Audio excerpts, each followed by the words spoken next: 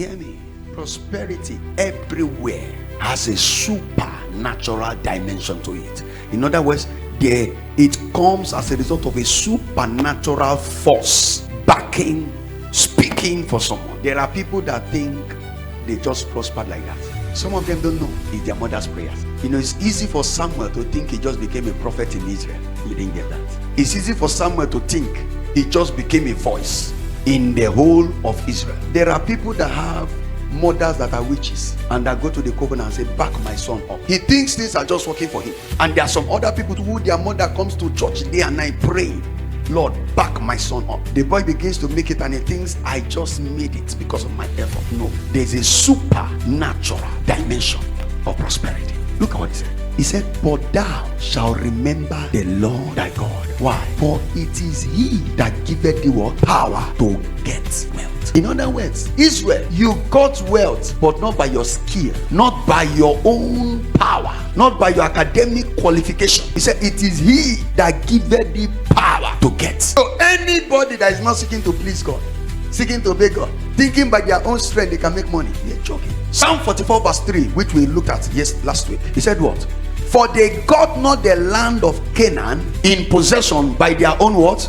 Sword. Neither did their own arm, but your right hand and your arm and the light of your countenance did it. You were favorable toward and did delight in them. They got the land, they got land papers, they bought car papers. It was not because of their salary. It is because you favored them. He said they didn't get it by their own sword. So this is also another proof of the supernatural dimension of prosperity. One day God's servant Bishop Adeoye said, he said you don't have to buy it to have it. He said they've entered a realm where they don't buy it to have it. It comes. It can gravitate to you, not by their power. There is a force. How many of you have met people that you like but you don't know why you like them? They've done nothing for you to like them.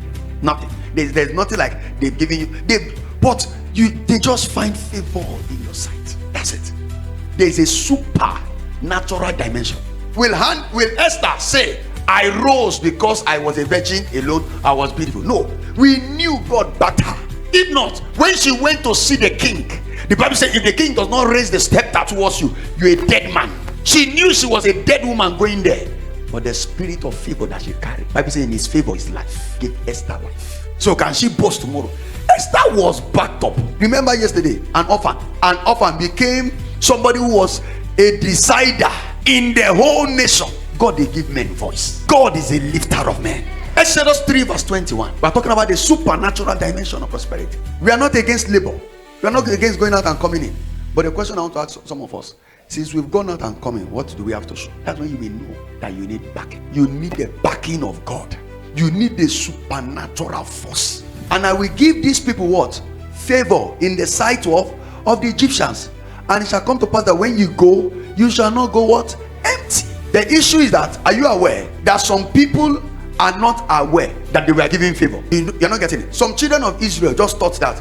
They said, give me my chain, give me gold, and they just give to them. They are not aware that God gave them favor. There are some of you just think some things just happen. Many years ago, the Lord told me, he said, Prince, he said, you know why you should, I was not married, I was not anything. He said, you know why you should be loyal to me? He said, in the day when they will be deciding your matter, you won't be there. Be there for me so that I'll be there for you. In the day that man came to propose to you, don't think you are the only name on the list. The voice said, let her be the one. In the day when you proposed and she agreed, it is because God didn't allow her to talk to somebody, because there's somebody she may have talked to that will make her say no to you. So don't just think things just happen. There is always a force in the supernatural realm that makes things happen, whether you like it or not, whether you believe it or not.